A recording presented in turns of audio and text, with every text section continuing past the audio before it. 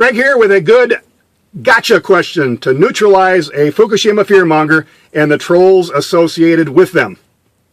Yeah, by gotcha, I mean posing them a question that they just have, there's no way they can answer it. It's a gotcha question. And this is a good way also to neutralize years worth of work of the Fukushima fearmongers who produce fear porn for profit on YouTube University. The meme that will always come up at some point will be, well, what about all the dead tide pools on the West Coast?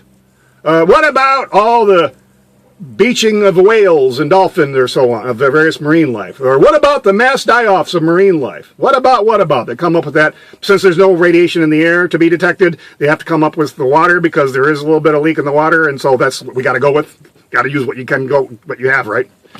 Smoke them if you got them. So this is the easy way to debunk that. Give you the gotcha question. When they start going on about those three things, the die-offs of the tide pools, the die-off of the marine life, or the beachings, ask them, well, produce a peer-reviewed scientific paper showing radiation as a causational factor for any of these potential things. That's it. They're done. Dead in the water, so to speak. Because they can go nowhere with that. Because no scientist, marine biologist, etc., anybody who knows anything about this, is not citing radiation as a possible cause for any of these three things. They aren't. I'm going to link some of them below. There are lots of possible reasons they cite, and occasionally they don't even know exactly why, but they have a whole lot of good reasons that this could happen. I'm going to go over some of these here, such as, well, for instance, things kind of do die eventually in the ocean, either from old age, illness, infection, disease, and you float to the surface and you may get washed ashore unless something eats you up beforehand or you sink to the bottom. Things die. No mystery there. And by the way, things have died long before anybody knew what a Fukushima was. Or things have beached themselves since the beginning of time, long before anybody knew what an atom was. Okay? So this is nothing new. The oceans are in trouble in many ways. And in fact, I'll have a link that you can find that shows studies done before Fukushima and showing how the oceans were becoming a problem back then. It's not due to Fukushima radiation. Again, you won't find the word radiation anywhere in these. So you have these natural causes such as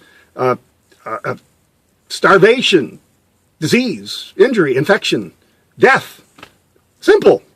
But also you'll find military sonar comes up a lot. Basically busting messing up their brains. The super loud volume, over 200 decibels of sound.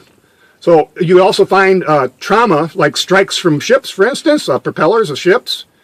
You might find the ones that beach themselves because they have difficulty giving birth. Temperature changes. Panic predator evasion, where they're trying to avoid a predator and they accidentally get too far to shore and then they get washed up on shore, or the tide starts going out. Maybe they're hunting too close to shore. Storms can cause it. Algal blooms have also been known to cause this, the beachings. Social cohesion, where that basically means that as a group, somebody gives out a distress call and others come to their aid and others may get in trouble the same way. Tide changes can do it. Geomagnetic disruptions such as solar storms. Ingestion of debris. We had a famous case here just a couple of weeks ago. Navigational errors. But you'll never, here's another one, entanglements.